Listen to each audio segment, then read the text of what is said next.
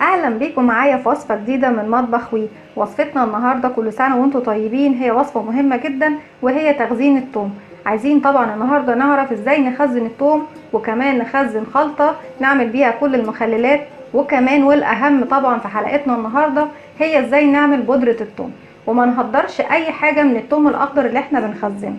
انا جبت يا جماعه دول 3 كيلو ثوم، جبتهم وفصصتهم وهوريكم دلوقتي فصصتهم ازاي.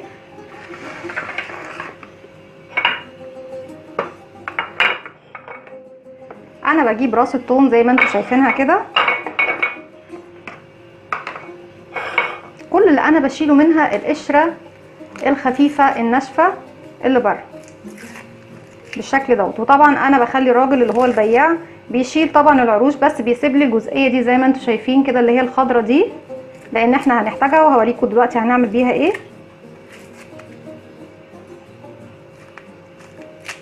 بس بشيل اول طبقه خفيفه بالشكل دوت،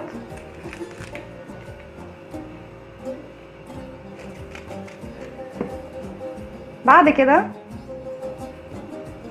بقسمها بالشكل دوت، وباخد الورق الاخضر ده زي ما انتم شايفينه كده دوت اخضر، وطعم وريحه الثوم هي بتكون الخلاصه في الورقه دي. باخد الورقه دي بفصلها في طبق، وبعمل كده مع ورقه واتنين لغايه ما اوصل للجزء الطري منها بالشكل ده. وزي ما قلنا انا هعيد تاني، انا ما بهدرش حاجه من الثوم. والجزئيه الخضراء دي زي ما انتم شايفين هي قد ايه طريه ومليانه بعصاره وطعم وريحه الثوم. هنقطعها في طبق تاني، وهي دي المفاجاه ان هي دي اللي هنعمل منها الخلطه اللي بنعملها للمخللات طول السنه من غير ما نهدر كميه الثوم اللي احنا بنخزنها للاكل. زي ما انتم شايفين اي ورقه بتطلع معايا بالشكل دوت، ودوت انا كنت بفرمه، بس انا دلوقتي هطلع او هستخلص منه بودره الثوم. وانتوا عارفين طبعا يا جماعه بودره الثوم غاليه قد ايه بره، يعني هنوفر على نفسنا كتير جدا وهنعمل حاجه مفيده. ملحوظه كمان، لما نيجي نشتري الثوم لو احنا هنخزنه ونحطه في البلكونه او نربطه في البلكونه عشان نستخدمه ناشف او فريش، بنجيب الراس الكبيره اللي زي دي بتكون الفصوص بتاعتها كبيره، ولما بتيجي تنشف معانا بتحتفظ بردك بشويه بان هي تكون سليمه وقت اطول. اما لو انت هتخزنيه وهتعمليه زي ما انا هعمله النهارده، انا بفضل اجيب الروس الصغيره اللي زي دي كده، لان بتكون لحمها اكتر وما بتهدرش معايا ورق. لان الراس الكبيره احنا شفنا طبعا الراس الصغيره، الراس الكبيره زي ما انتم شايفين هيكون فيها كميه ورق اكتر،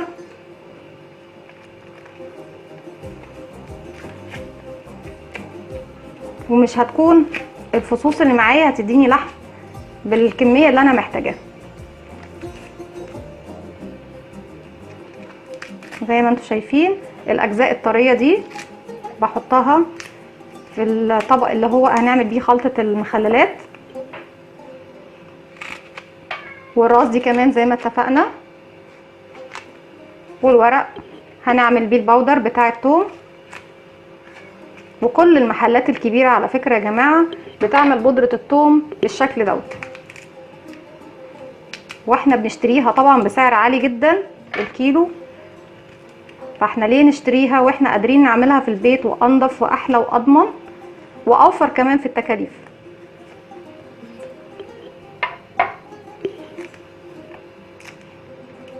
اصل دي انا حطيت الروس هنا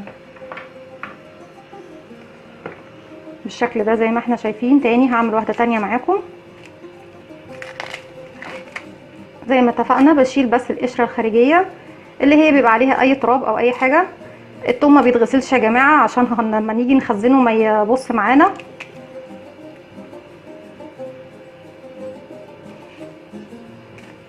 باخد الورقات اللي فوق بالشكل ده اللي بحسها تكون ناشفه شويه، لان احنا كده كده هنجفف الورق دوت ونطلع منه بودره الثوم، فبالتالي احنا مش محتاجين الورقه اللي هي تكون طريه بالشكل ده. زي ما انتم شايفين قد ايه دي مليانه عصاره وقد ايه طريه. لما هنعمل منها الخلطه بتاعه المخللات هتبقى جميله جدا وهتوفر علينا طول السنه، ومش هنستخدم من الثوم اللي احنا مخزنينه للاكل. باخد كل القشره اللي على الثوم او فصوص الثوم بالشكل ده،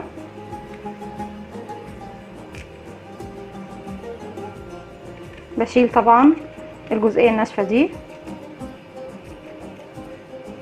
بالشكل دوت. وزي ما اتفقنا اي ورق يكون معايا في الراس بحطه في طبق بودرة الثوم، والباقي بحطه في الطبق اللي انا هعمله للتخزين بتاعي على مدار السنة.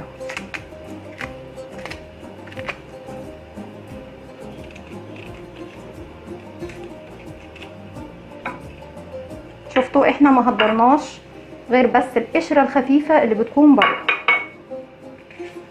لكن استفدنا طبعا بالعروش بتاعته دي، واغلبنا كنا بنرميها. انا شخصيا كنت برميها، ما كنتش باخد غير الراس بس بصراحة لما عملت التجربة دي عجبتني جدا ووفرت عليا ثمن البودرة. وكمان الجزء الاخضر دوت لما بخلله او بخلل بيه خلطة التخليل بصراحة وفرت معايا جدا. وحرام نهدر اي نعمة من نعم ربنا، لازم نحافظ عليها كويس جدا.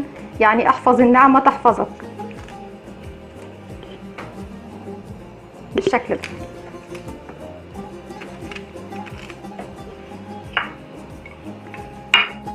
دلوقتي اول حاجة هنعملها علشان نروق بس الرخامة بتاعتنا، انا هجيب الصاج بتاع الفرن. انا مشغله الفرن دلوقتي من حوالي نص ساعه على اعلى درجه عندي على الفرن، وسبتها نص ساعه زي ما قلت لكم. بعد كده هجيب الصاج بتاع الفرن، مش قادرين اي حاجه طبعا. كل اللي انا هعمله ان انا بس هبدا ارصص الورق دوت وافرطه عن بعضه بالشكل دوت.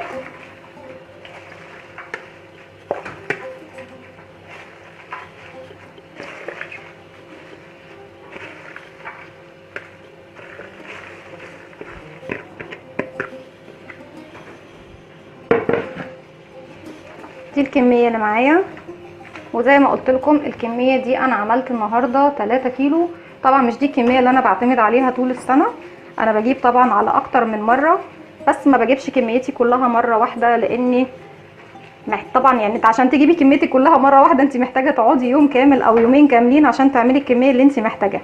فما فيش مشكله انك تجيبي 3 كيلو 3 كيلو وتبداي تعملي نفس الخطوات دي وتخزني حاجتك على مراحل بدون اي تعب او مجهود، او ان انت تهدري وقتك كمان. بالشكل دوت هدخله الفرن. انا كده اول ما هيدخل الفرن هسيبه دقيقه او دقيقتين بالظبط مش اكتر، وبعد كده هقفل الفرن تاني عليه، وهكرر العمليه دي كمان مرتين او 3 مرات لغايه ما احس ان الورقه اللي معايا جفت بس مش عايزه لونها يتغير. هدخله الفرن وهرجع لكم. رجعت لكم تاني بعد ما دخلت الصاج بتاعنا اللي هو بتاع الورق بتاع الثوم، دخلته الفرن وزي ما اتفقنا هسيبه من دقيقه ل3 دقايق بالظبط مش اكتر. بعد ما سيبنا الفرن طبعا قبل ما ندخل الورق مده نص ساعه عشان انا عايزه الفرن يكون سخنه جدا. وبعد كده هدخل الورق، وبعد 3 دقايق بالظبط ده اقصى وقت معايا ممكن اسيب الورق جوه الفرن. وبعد كده هقفل الفرن تاني وهشوف وهسيبه يبرد، وبعد كده هرجع تاني. لو حسيت ان هو طري شويه هفتح الفرن كمان نص ساعه واخليها تسخن خالص، وهكرر نفس العمليه لغايه ما احس ان ورق الثوم معايا نشف وبدا يجف معايا بدون اي ميه. بس اهم حاجه يا جماعه ان انا مش عايزه ورق الثوم لونه يغير. وبعد كده هقول لكم هنعمل ايه. دلوقتي في المرحله دي انا جبت الكبه بتاعتي هنزل فيها الثوم طبعا اللي هو الروس اللي هي دي، هفرمها عشان ابدا اخزنها زي ما اتفقنا. وما شاء الله زي ما انتم شايفين ما هدرناش حاجه خالص من كميه الثوم بتاعتنا. بالعكس ان احنا كمان هنستفيد الخلطة اللي هنعمل بيها المخللات بتاعتنا على مدار السنة بدون اهدار للثوم. وكمان القشر اللي كنا بنرميه هنعمل منه بودرة الثوم اللي بنستخدمها كتير في اكلنا وبتكون غالية قوي قوي جدا.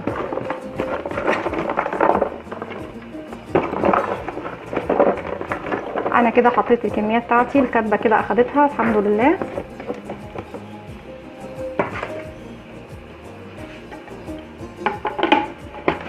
هشغل الكبة لغاية ما افرم الثوم بتاعي فرم ناعم بالشكل ده.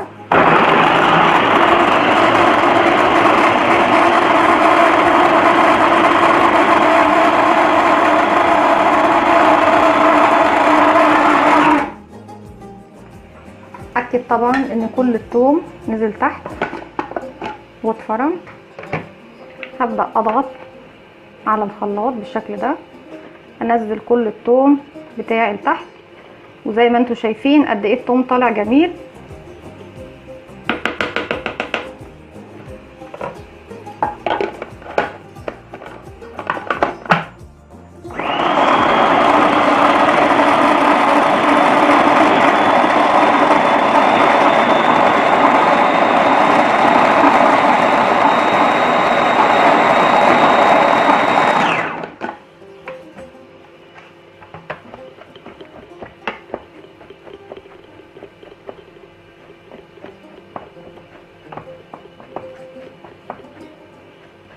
هنزل طبعا كل الثوم الصحيح اللي ما اتفرمش، لان انتوا عارفين احنا بنحب طبعا الثوم ناعم جدا.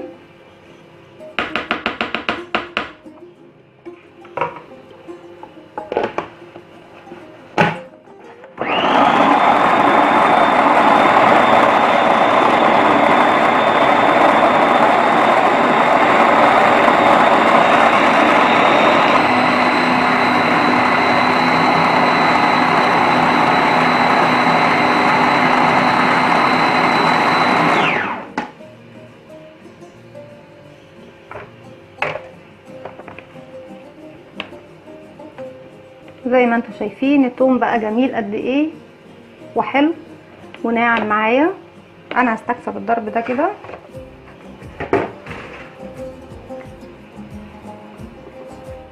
وهجيب العلبة اللي هخزن فيها،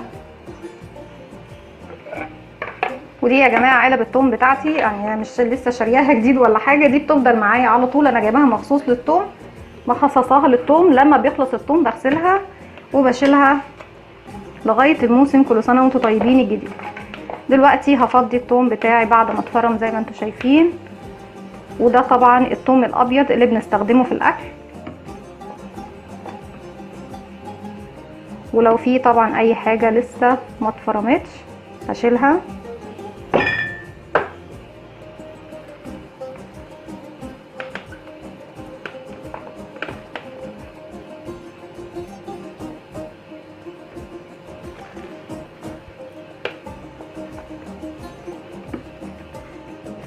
هضغط على الثوم بالشكل دوت.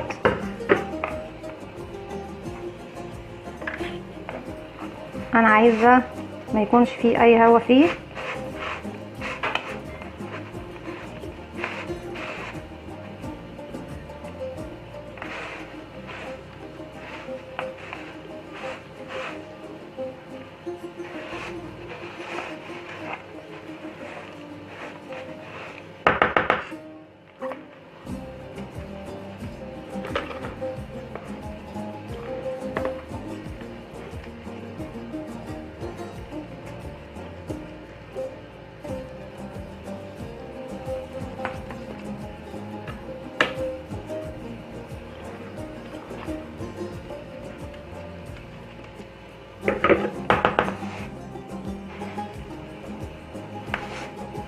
هساوي العلبة بتاعتي.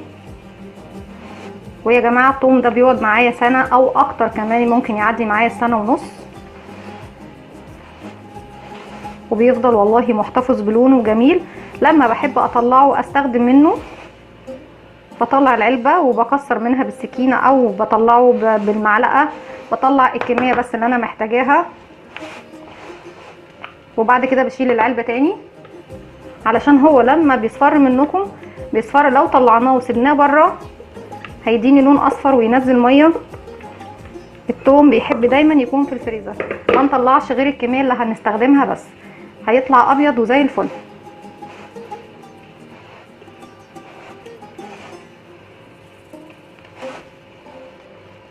بس كده.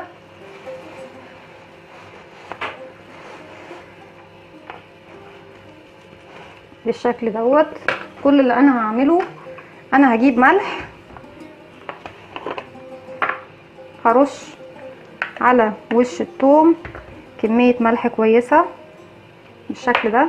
ده بيحافظ معايا على الثوم يكون معايا طول السنة حلو ولونه ابيض ومتخزن بطريقة صح بالشكل ده.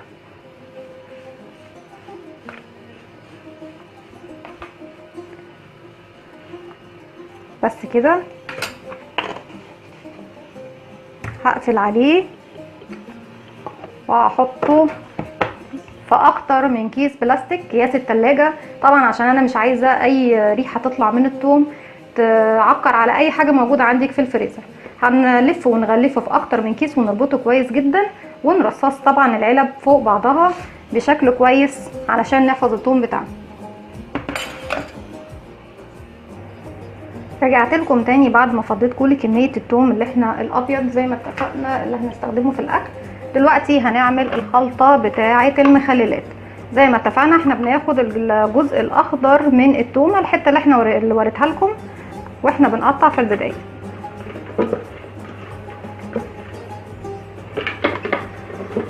هنزل كل الثوم الاخضر دوت معايا.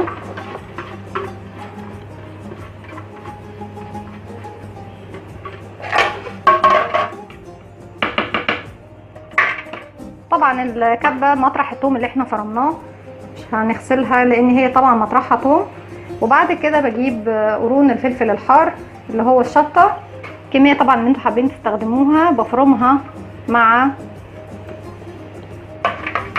الثوم علشان دي هتبقى الخلطه اللي هنبدا نخلل منها طول السنه.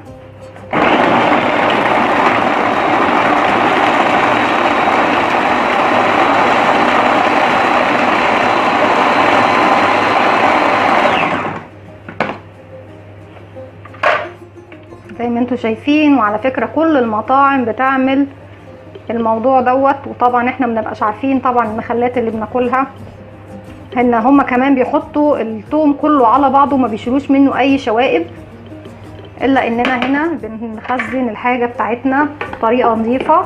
بس كل المطاعم بتستخدم الجزئية الخضراء من الثوم في التخليل.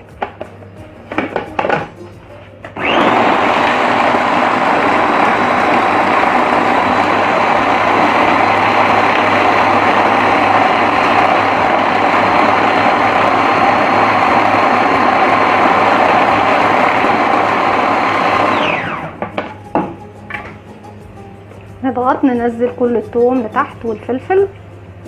انا هفضل اضرب فيه لغايه ما يكون ناعم معايا ويديني خلطه ناعمه حلوه وجميله. هضرب الثوم وهرجع لكم. رجعت لكم تاني بعد ما فرمت طبعا الخلطه الجباره بتاعه المخللات بتاعتنا. زي ما انتم شايفين قد ايه جميله وناعمه وحلوه، لونها تحفه وريحتها تجنن. هنجيب العلبة بتاعتنا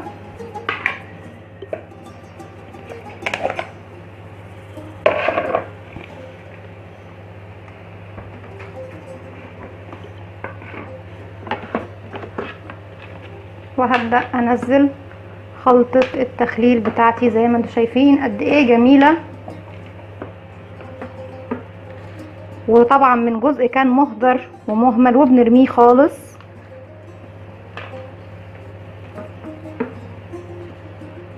لجزء طبعا مهم وبنستخدمه طول السنة في البيت. مفيش بيت بيخلى من الطماطم المخللة او البتنجان المخلل او الثوم، بنستخدمه عامة في السلطات بشكل كبير. فبدال ما تهدري ترمي الجزء دوت وما تستخدميهوش، حرام طبعا زي ما قلنا نصون النعمة، وكمان ما نهدرش الكمية اللي احنا عاملينها من الثوم الابيض للاكل. وزي ما انتم شايفين هي قد ايه خضرة وناعمة وطرية، مش ناشفة على فكرة يا جماعة، وهتعجبكم جدا. وطبعا انتي وانتي بتقطعي الثوم لو لقيتي جزء يعني راس مثلا فيها جزئية ناشفة بلاش تاخديها، يعني دايما انتي حاولي تاخدي الروس اللي هي تكون طرية علشان ما تبقاش ناشفة معاكي. وزي ما اتفقنا لو هتخزنيه بالشكل دوت انا بستحسن الروس الصغيرة، لكن لو هتخزنيه في البلكونة الروس الكبيرة هي اللي بتكون احسن، علشان الراس الصغيرة لو هتسيبيها وقت طويل في البلكونة او في يعني في الخزينة عامة متعرضة للشمس او للهواء، لما تيجي تجف مش هتديكي طبعا فصوص الا فصوص صغنطوطة جدا، وبعدين غالبيتها بتكون الورق بيضيع. لكن زي ما انتم شايفين بالنسبة للراس الصغننة لما جينا عملناها بالطريقة دي احنا ما سيبناش منها حاجة خالص، وكلها كانت خضرة وطرية وجميلة. بردك نفس اللي انا عملته مع الثوم التاني هعمله هنا. هرش كمية حلوة من الملح على وش الثوم علشان يحافظ لي على الثوم لأطول وقت ممكن بنفس لونه من غير ما يغير لون ولا الريحة ولا الطعم. كده نكون عملنا خلطة المخللات اللي بتقعد معانا طول السنة، وكمان خزنا الثوم دي بقية الثوم الابيض اللي احنا كنا فرمينه، عملنا كمان الثوم الابيض اللي بنستخدمه في كل اكلاتنا بطريقة حلوة وناعمة وجميلة. والجزئية اللي بنرميها زي ما انتم شفتوا استفدنا بيها قد ايه. والورق دلوقتي انا سايباه في الفرن، طبعا قفلت عليه من بدري، هسيبه بس شوية كده ولما اجي اطلعه من الفرن هوريه لكم. رجعت لكم تاني ودوت طبعا قشر الثوم بعد ما طلع من الفرن. زي ما اتفقنا احنا بنشغل الفرن نص ساعة قبل ما ندخله، وبعد كده بندخل الصاج بتاعنا الفرن ونسيبه لمدة دقيقة او دقيقتين بالكتير عشان مش عايزين لونه يغمق. طبعا الاجزاء اللي بتغمق مننا زي ما انتم شايفين كده دي مش مشكلة، لانه زي ما انتم عارفين ان بودرة الثوم ما بتكونش فاتحة قوي، بتكون لونها اوف وايت، فبتكون الاوراق البيضة زي ما انتم شايفين مع الاوراق اللي هي مغمقة شوية، طبعا وده غصب عننا لان هو بياخد بردك صهد وحرارة الفرن. انا عملت العملية دي مرتين مش اكتر، وزي ما انتم شايفين قد ايه هي خلاص جفت وبقت جميلة جدا.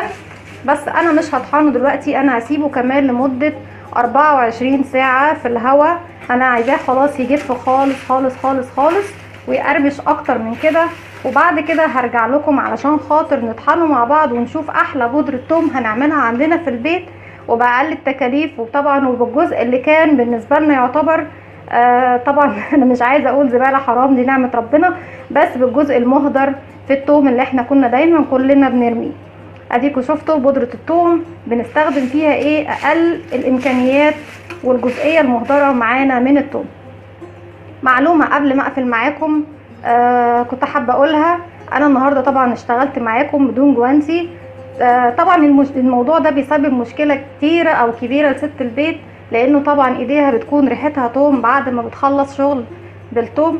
عايزه اقول لكم معلومه حلوه جدا علشان تتخلصي من ريحه الثوم، باي طبق ستانلس ستيل عندك او اي مصفى ستانلس ستيل بتجيبيها وبتتنك تدعكي ايدك فيها كده لمده 5 دقايق او 10 دقايق، بعديها على طول بجد وعن تجربه ان ريحه الثوم بتتلاشى تماما من ايديك.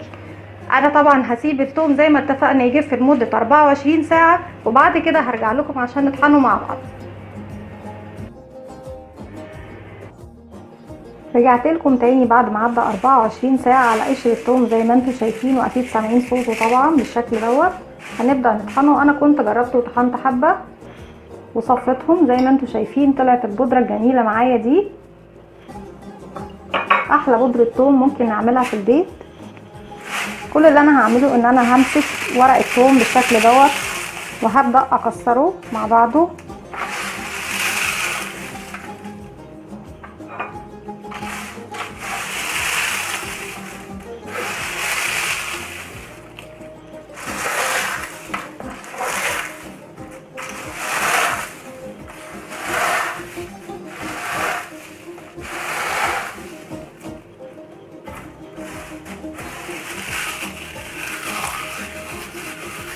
وهحاول ان انا افركه بايدي بالشكل دوت.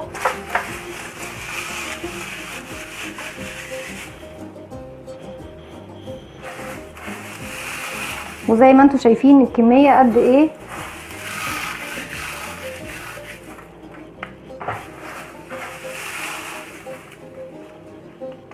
وهبدأ احطها في الكبة بتاعتي او مطحنة التوابل.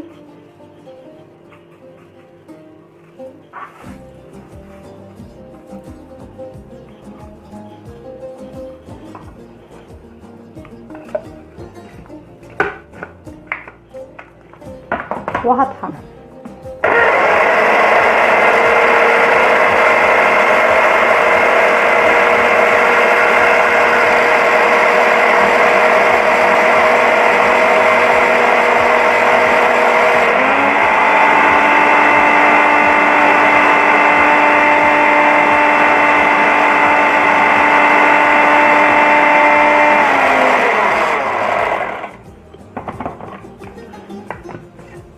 زي ما انتم شايفين بدأت تطحن معايا. هتاني اضرب فيها لغايه ما تنعم خالص وتبقى عامله زي البودر، زي ما احنا عارفين بودره الثوم اللي احنا بنستخدمها من بره. هضربها وهرجع لكم. رجعت لكم تاني. هنشوف البودر اللي معانا. زي ما انتم شايفين قد ايه ناعمه وجميله. وكمان انا بعد ما بطحنها بصفيها بمصفى سلك بالشكل دوت. واللي بيفيد تاني برجع ارجعه للمطحنه واحط عليه بقيه الورق واكمل طحن.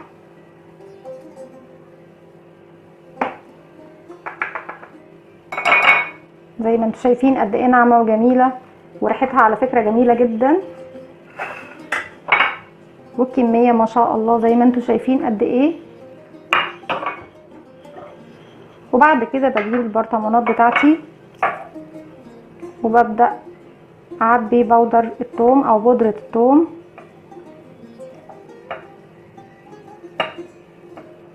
فيها بالشكل ده.